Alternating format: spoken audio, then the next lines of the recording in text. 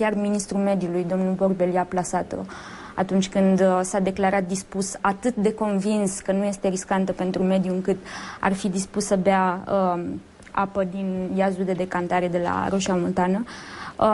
Și domnul Anton ar fi dispus să... Pericolul... Și dumneavoastră? Și dumneavoastră.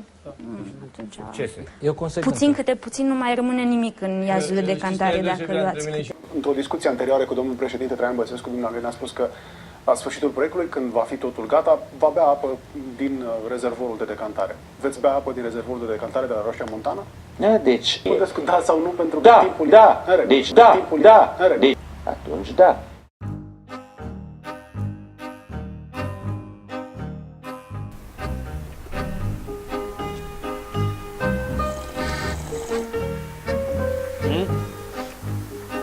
Ce spuneți?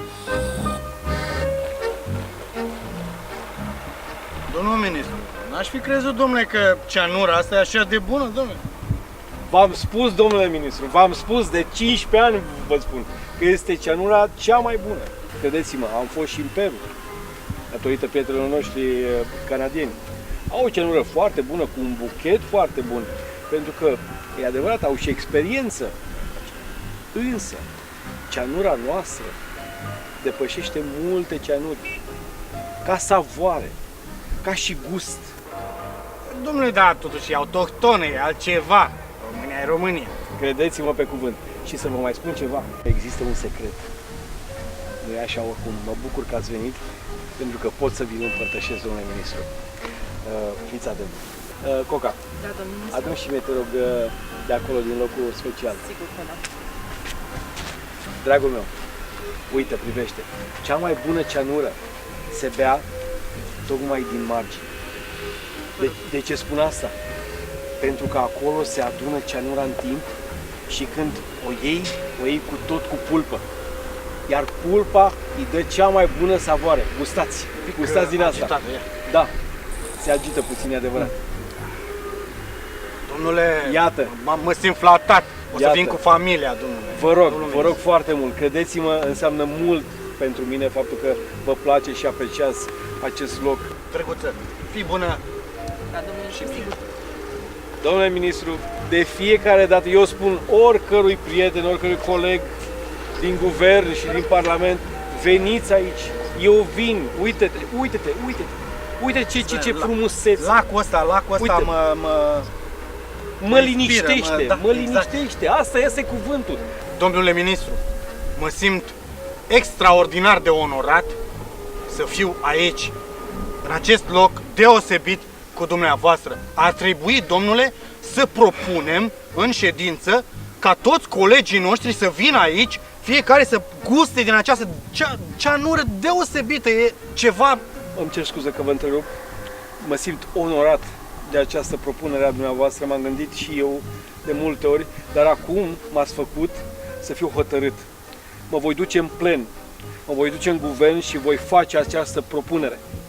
Ca toți colegii, guvernul, parlamentul să vină aici, să bem fiecare câte o cană de cianură împreună. Pentru că toți merităm asta. Și merităm, cel puțin o dată în viață trebuie să bei această cianură. Și să o simți, să-i simți savoarea, să simți această natură dezlănțuită. Pentru toată lumea e important. Domnule ministru. Îmi vine să plâng, sunt foarte Domnule emoționat. Este prima și unica dată când poți să bei cianură. Trebuie să se întâmple asta. Uitați-vă, nu e păcat de locul ăsta. Nu e păcat, ce superbe. De fiecare dată când sunt la birou, sunt supărat, sunt necăjit, sunt plin de griji. Vin aici și mă curăț. Asta îți produce cianură. Venim cu colegii, ne curățăm toți, domnul ministru. Ne curățăm cu toții. Deci în partea dreaptă vin cu propunerea de a face un mall. E o idee grozavă, Da. grozavă, domnul ministru. În stânga, mai în stânga, să facem un spa, domnule. Un spa de înfrumusețare. Bravo!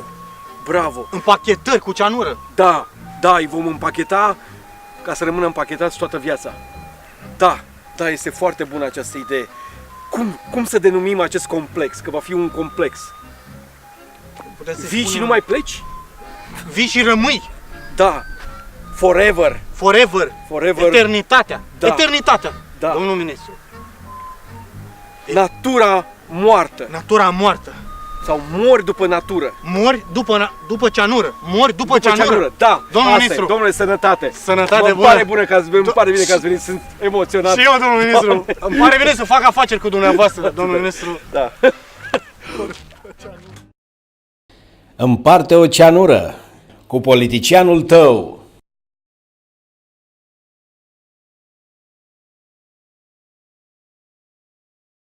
Hai, bate.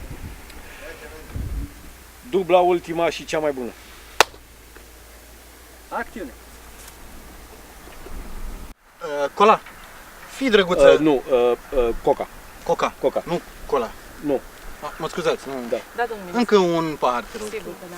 Deși că, dacă stau bine să mă gândesc, am putea să-i spunem cola. Cola. Coca. Cola? Mulțumesc. Mulțumesc, cola. Coca. Cum îți place, Coca sau cola? Cred că amândouă. Aha. Atunci o să vă... Ia bine. Pepsi?